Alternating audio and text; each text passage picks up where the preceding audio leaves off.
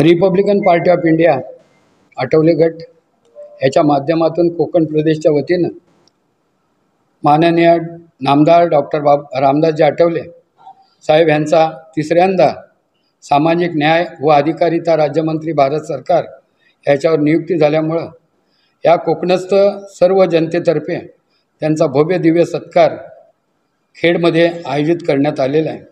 आदरणीय आठवले साहेब सकाळी 11:30 वाजता मांडवी ह्या ट्रेनने खेडमध्ये येतील।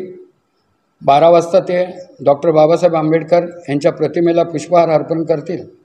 त्यानंतर आदरणीय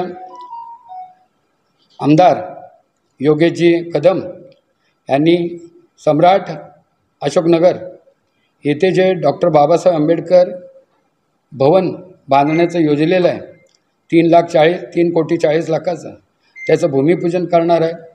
तिथून येऊन बर्णे नाका येथे छत्रपती शिवाजी महाराज यांच्या प्रतिमेला माल्यार्पण करून कोकण प्रांताच्या युवक प्रांताचं कार्यालय हे JP कॉम्प्लेक्स येथे त्याचं उद्घाटन करून त्या मार्गाने रॅलीने ते बिसू हॉटेल आणि रिसॉर्ट इथे अगदी भव्य स्वागताने येणार आहेत। आणि त्यानंतर या विभागामध्ये या रिसॉर्टमध्ये त्यांचं कोकणवासियांतर्फे भव्य दिव्य स्वागत होणार आहे।